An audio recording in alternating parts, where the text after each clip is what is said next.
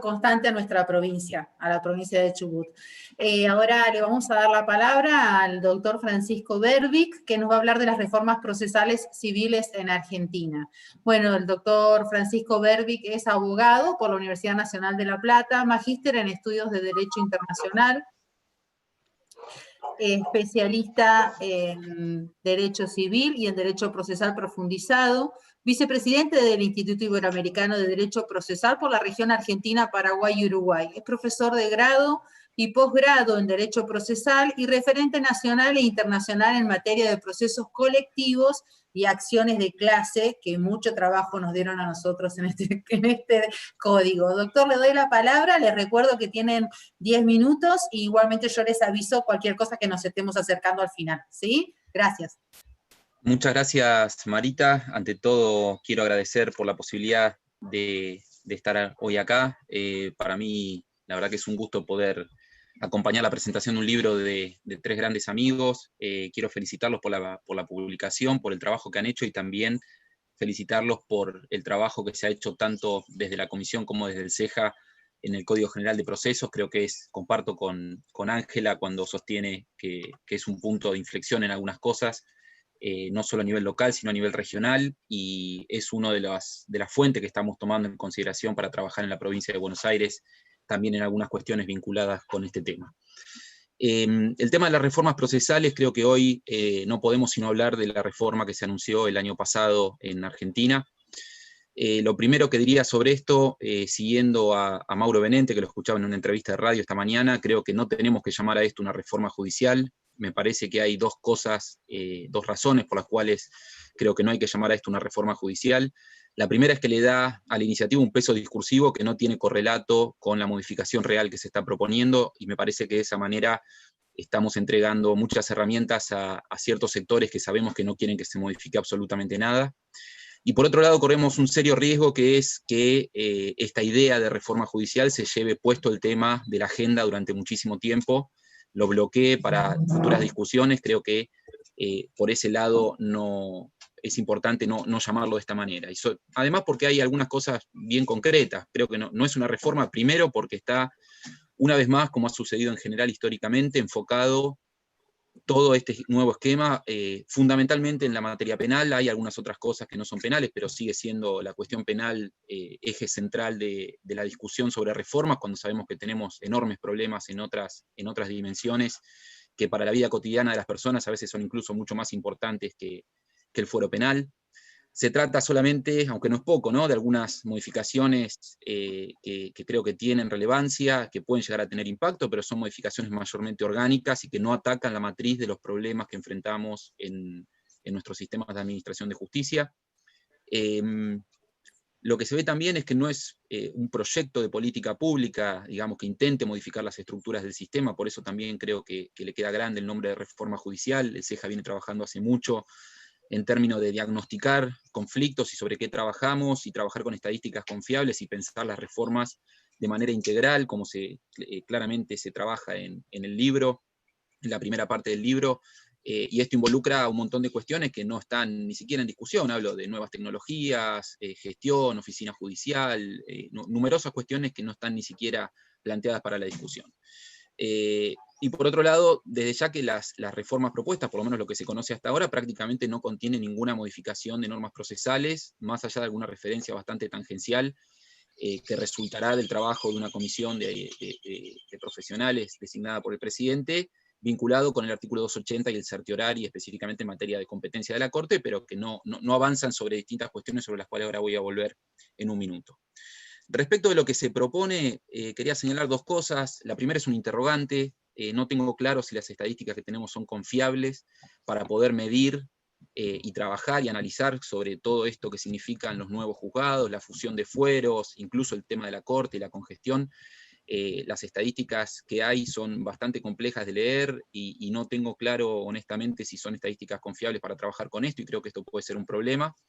Y por otro lado, me parece que hay dos cuestiones que tenían una definición clara desde el año 1994 y que deberían haberse hecho hace rato. Me refiero, por un lado, al traspaso de la administración del Poder Judicial al Consejo de la Magistratura. El 114, inciso 3 de la Constitución Nacional es clarísimo en esto.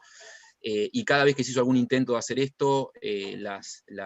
los movimientos del otro lado de parte del Poder Judicial, especialmente de la Corte, fueron muy claros, muy rápidos, y de alguna manera obturaron esto, que insisto, es una previsión constitucional que se mantiene violada desde el año 94.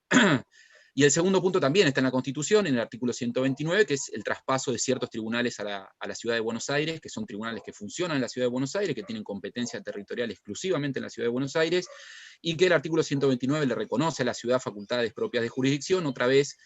esta es una vieja discusión, se hizo algún intento en algún momento del traspaso, desde ya que ese traspaso tiene que ir acompañado de la asignación presupuestaria correspondiente, si no le estás tirando una mochila encima que es difícil de cargar. Entiendo que en este caso va a ir acompañado de la asignación presupuestaria pertinente. Después hay otras cuestiones que discutir sobre estatus de los jueces y algunas otras cosas que también creo que van a jugar en la posibilidad de que esto se concrete. Esto sobre lo que se propone. Y me gustaría decir 2 o 3 cosas sobre lo que falta, que son un montón de cosas. Estrictamente desde lo procesal y sin orden de importancia, porque la verdad que me parece que es difícil elegir las prioridades, me parece que es importante señalar, por un lado, los procesos colectivos, por otro lado, la ley de amparo, y por otro lado, el Código Procesal Civil y Comercial de la Nación. En materia de procesos colectivos, bueno, ustedes saben que vengo trabajando hace muchos años. La regulación vigente en Argentina es parcial, sesgada, claramente insuficiente para atender conflictos del calibre de los que está atendiendo el Poder Judicial en este momento.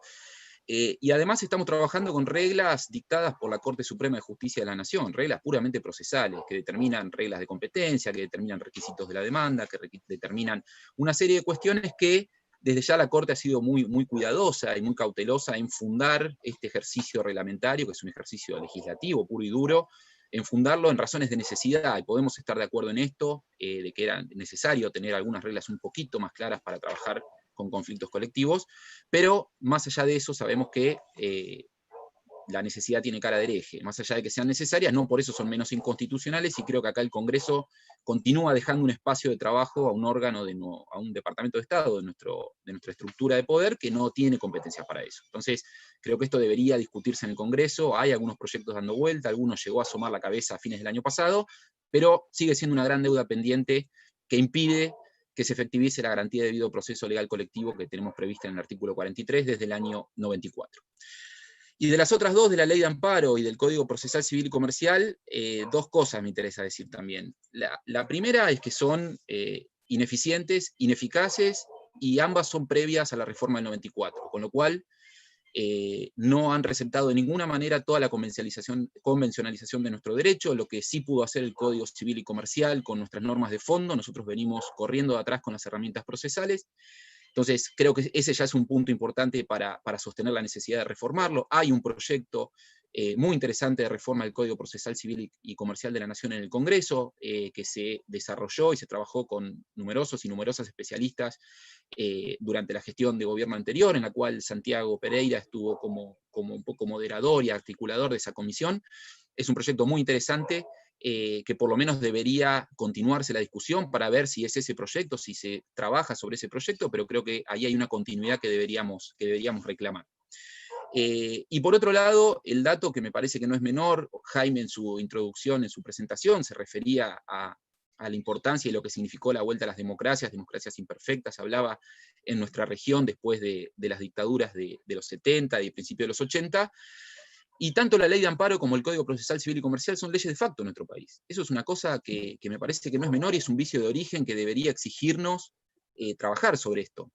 La ley 16.986 fue firmada por Onganía el 18 de octubre del año 66. Estamos hablando de la herramienta central para la protección de derechos y garantías fundamentales, que además fue constitucionalizada en la reforma del 94, rompiendo incluso con esa ley. Es una ley que está declarada sistemáticamente inconstitucional en numerosas partes,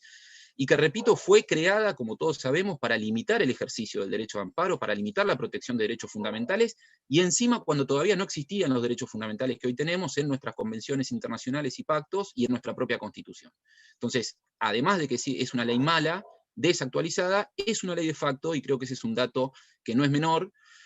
Y con el Código pasa lo mismo. El Código aprobado por la Ley 17.454 también fue firmado por Onganía el 20 de septiembre del año 77, y además tiene su texto ordenado el 81, firmado por otro general, por Viola. Hubo una reforma en el año 2002, la de la 25.488, que hasta el día de hoy es una reforma de la que nadie se quiso hacer cargo porque fue una reforma muy mala, que eliminó el proceso sumario, que digamos fue un poco para atrás con algunas cosas que se había avanzado, pero, insisto, continuamos con un código que además de ineficiente, además de inadecuado, no solo para trabajar con cosas colectivas, sino específicamente con casos individuales, tiene un vicio de origen que me parece que tiene que llamarnos la atención para mover hacia su reforma o directamente hacia su sustitución. Me parece que la práctica social, cultural, política que implica resolver conflictos ante el Poder Judicial por parte de cualquier sociedad,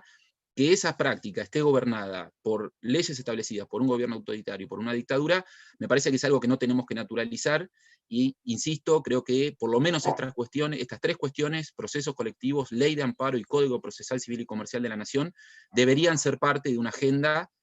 aun cuando sea a mediano plazo, aun cuando no sea estrictamente urgente, como asumo que ha considerado el gobierno para impulsar la reforma que impulsó, las modificaciones que impulsó, pero me parece que es algo que vale la pena destacar, que necesitamos poner en agenda y tener discusiones públicas, honestas, para ver cómo hacemos para mejorar un sistema que también, como todos sabemos, y ahí no hablo solamente de nosotros que trabajamos con estos temas, sino la ciudadanía en general, no sirve para lo que fue pensado. Muchas gracias.